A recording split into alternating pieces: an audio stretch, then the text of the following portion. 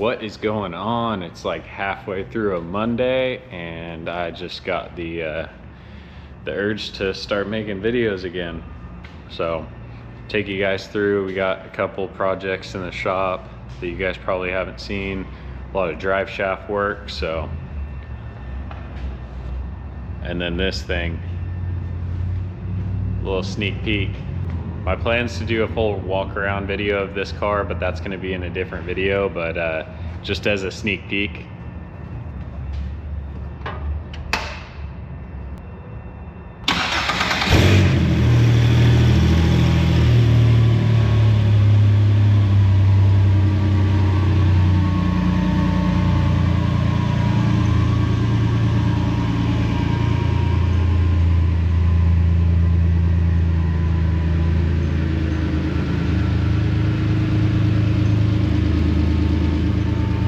She's a runner. This thing is just about done. I'm waiting on the most ridiculous things to be waiting on at this point. It's running, driving, minus axle shafts. So this is probably the most depressing thing to happen in a build, is like you're all ready to drive it and you're waiting on axle shafts. So waiting on axle shafts, and then for some reason my trail gear tabs are taking forever. I got some tabs on the roof on the front, but the rear I still have to tab the rear. Been waiting like a month and a half for those tabs. So other than that, everything's done on this car, so I'll do a more in-depth walk around in another video. But for today, I just got back from the Driveshaft shop picking up some parts. So for this Jeep, we've been working on a couple things on it, but we got underneath to start doing the hard lines on the axle, and saw this the other day. So that's not good. And then to me, this looks like some like galvanized pipe or something. So definitely like a home-built drive shaft. Could definitely use some updating, so we're going to build a new drive shaft for this thing. And the customer said, well, while you're at it doing the front, you might as well make a new rear drive shaft. The rear looks good, but he's going to use this one as a spare. So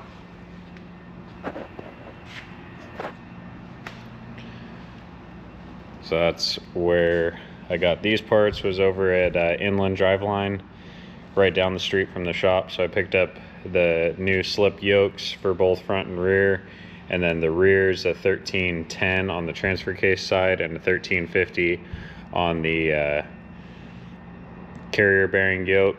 So gonna go ahead and press in these U-joints and then get these things mocked up and cut some tube.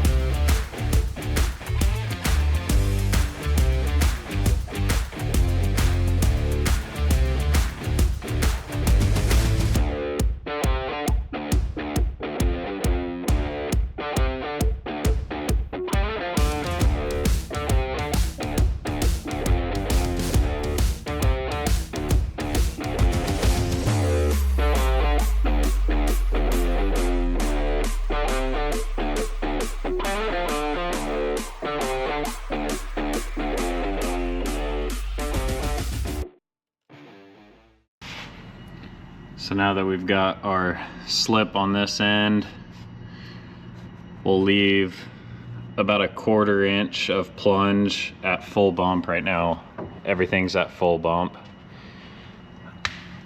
So we'll leave a 1/4 of an inch at bump, take our measurement from this end to the yoke right here, get our measurement of tubing, and then we'll go cut our piece of tubing and get that pressed onto this tube, and then it'll go back to the drive shaft shop and get trued and welded, and we'll have a front drive shaft.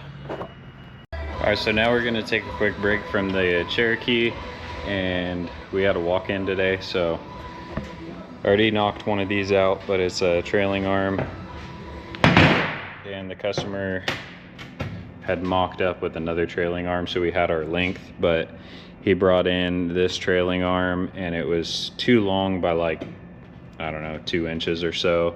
So we cut the end off of it and then welded a new one in there.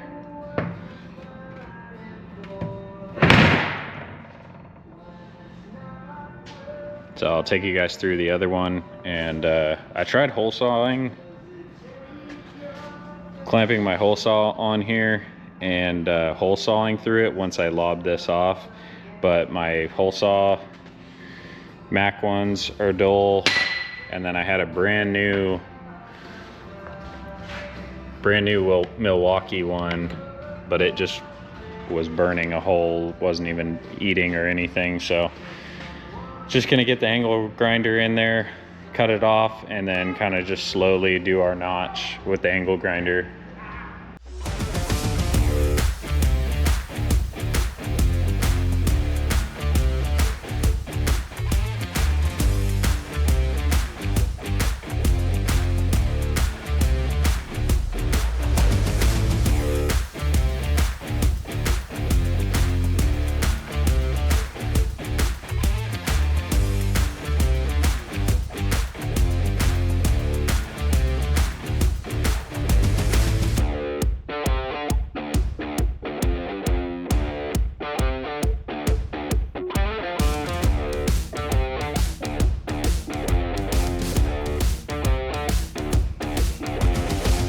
So now that I chopped that end off, I'm gonna mark out where the notch is gonna go, and then just slowly start eating in there with the angle grinder with a cutoff wheel. Slowly start making our cope. So since normally, obviously the sleeve for the bushing is normally like in the middle of this tube, but since we're moving it back, it's gonna be, if it was in the middle of this tube, we'd have a bunch of this like top bridge part that's left exposed on the end, and instead of getting, like, you could see this one getting kind of a crappy weld on there, this is like double welded to fill the gap on this side. This 2-inch will perfectly fill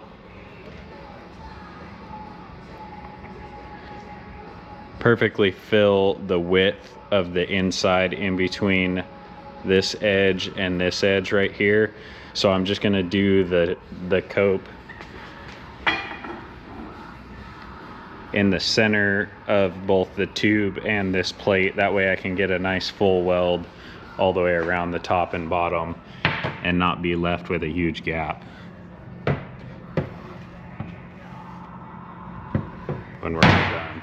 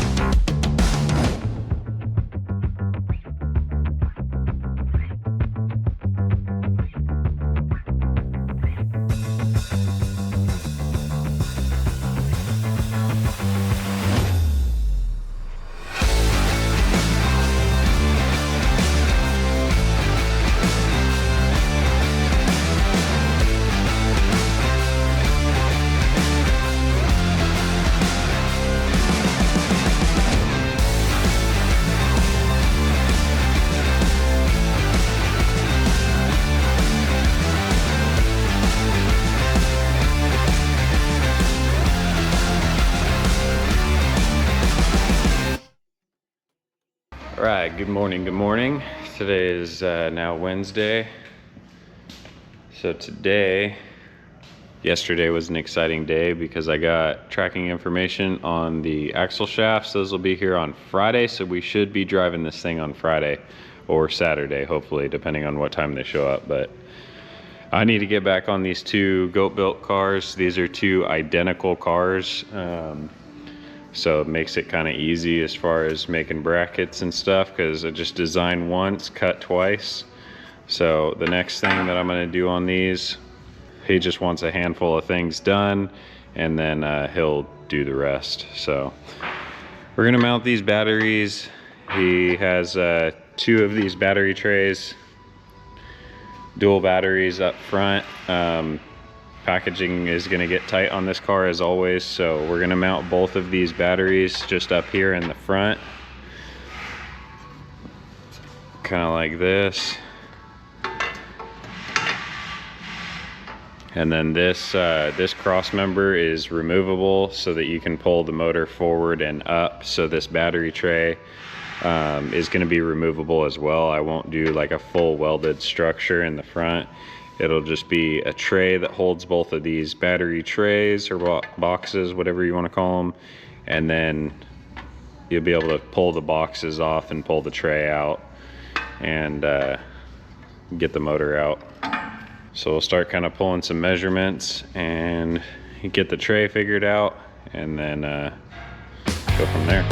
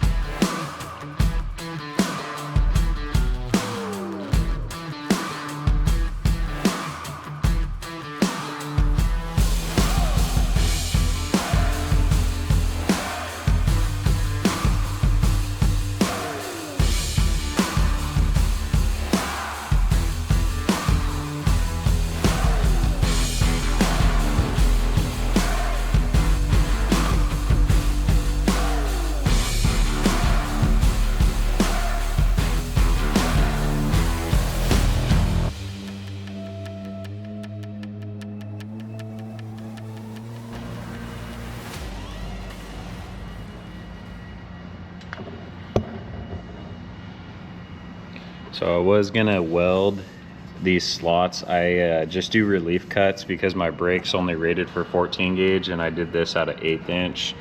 So I just gave it some relief so I wasn't bending that full width.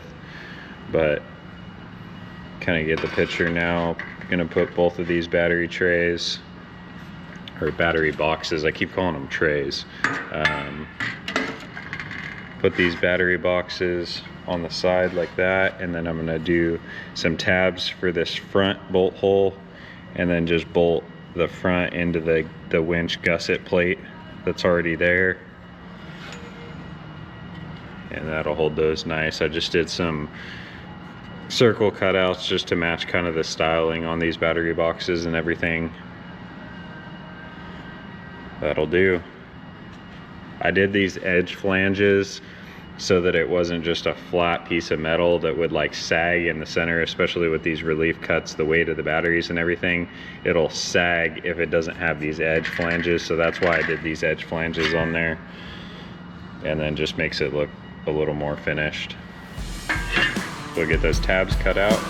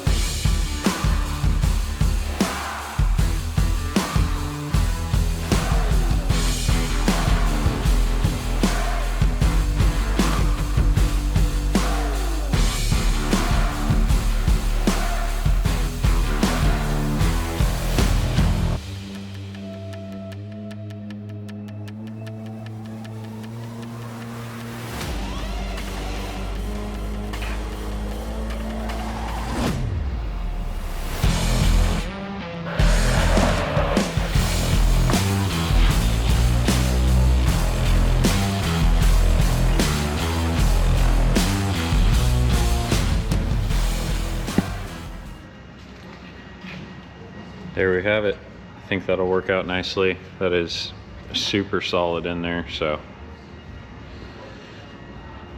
time to cut out the second one for that car and move on to the next thing. All right, well, the Driveshaft shop called and my Driveline for the Commando is ready.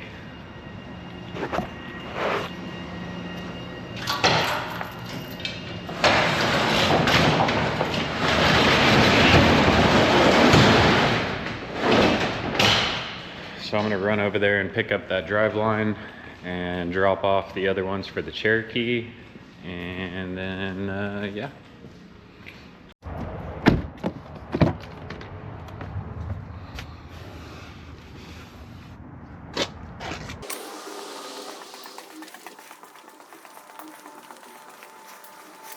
Well, this is the kind of weird thing about making videos work, is I'm bouncing all over the place. Had a walk-in customer, welded a AN bung in his oil pan, had to go pick up the drive shafts. So now I'm back with the drive shaft for the Commando in the front. I'm gonna throw that back in, that way I can move this thing around, get the springs back on the front. So you guys are just kind of along for the ride.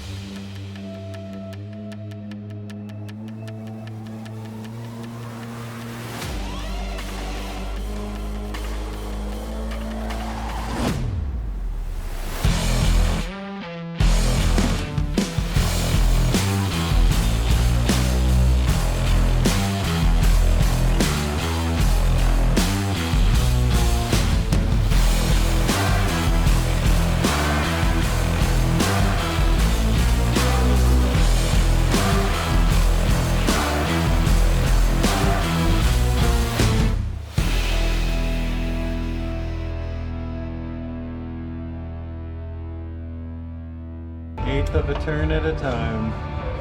Probably more like a 16th.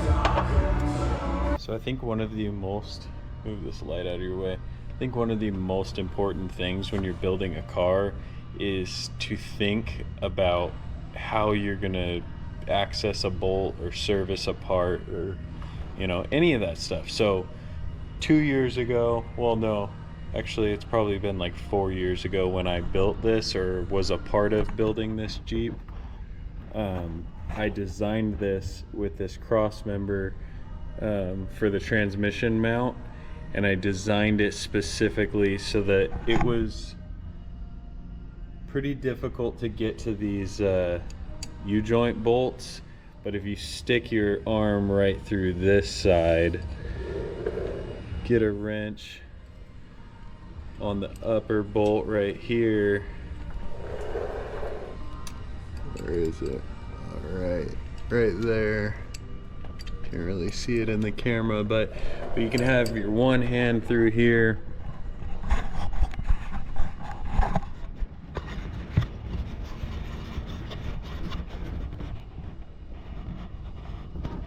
Your one hand through here, and your other hand just holding it on the head of the bolt. You can just keep going around about 1/8 of a turn at a time. So, you know, it's just something to keep in mind when you're putting something together. Think about how much you want to hate your life later when you're putting it together. Obviously that's totally a joke, but learned a lot over the years. Don't put a cross member right where you need to get to a bolt. Luckily we are able to get to it, and it's not the end of the world. You're able to stick a ratchet. Once the bolts are all the way almost down, you're able to get a shallow 12 point and a ratchet on those to tighten it all the way, but still fun.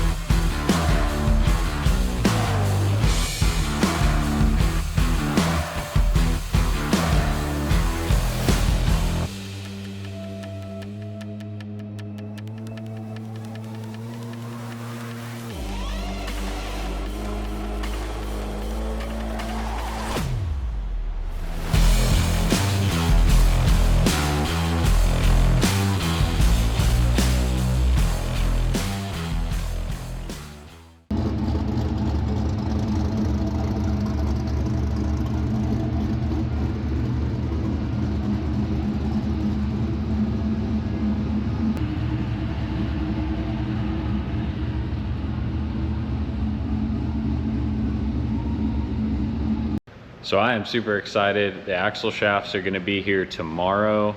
So I'm gonna start pulling the boxes. They were just mocked up so we could do the brake lines and everything. They're not like final bolted down or anything. So I'm gonna pull these boxes off. That way this car is all ready for the shafts to show up tomorrow. We can throw them in and then get this thing going. So I didn't film it when I came in this morning, but the last thing that I kind of needed to do on this was put a fair lead mount on the front. And I was thinking about it the other day. I was just gonna weld a fair lead mount off of the tube on the front, but this winch is super tight in here. You have to take the light bar off to be able to get the winch like up and out of this recessed mount that's down here. So what I ended up doing was a mount that bolts in to the bottom of the winch underneath. The winch sits on top and then sandwiches this fair lead mount in between the bottom of the winch and the actual mount that's on the chassis. And then it'll put the fairlead mount here, because if I would have welded the fairlead mount on here, I wouldn't have been able to get the winch out. So I think that worked out pretty good, but just letting the paint dry on that, and then we'll throw that on here. In the meantime, get these boxes pulled off and get ready for tomorrow. Well, I messed up just a little bit. Last time I used this little portal tool, whatever you want to call it, I didn't have the rotors on, so I added this little gusset. This was supposed to be just like a test piece that I did out of 1/8 inch, or it might even be thinner. But anyway, this was supposed to be just a test one to see if it was going to work as far as the dimensions, and I added these gussets because it was flexing a little bit. But now the gussets are hitting on the rotor now that I have the rotor on there. So back to the drawing board. I need to design another one of these, or at least change some things, and then cut a new one out of like 3/16. And yeah, I'm not going to even attempt this because these axles have ball joints. The Jussie Haynes style, where they have like a kingpin bolt, is a lot easier to get the box on, but these ones you have to hold the box in place and thread the bolts in, and it's just a nightmare to do without the box sitting on a jack. So I'm going to take a little bit of time and redo this, that way I don't have to fight it getting them on and off.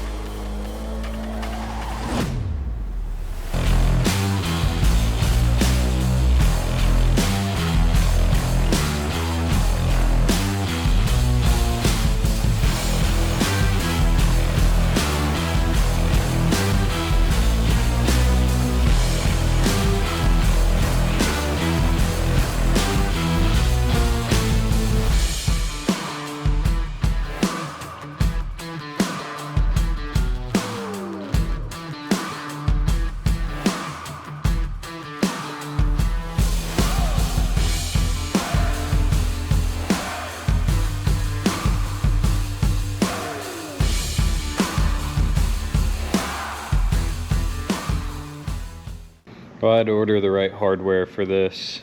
Just threw some bolts that I had laying around, so hardware will come tomorrow for that.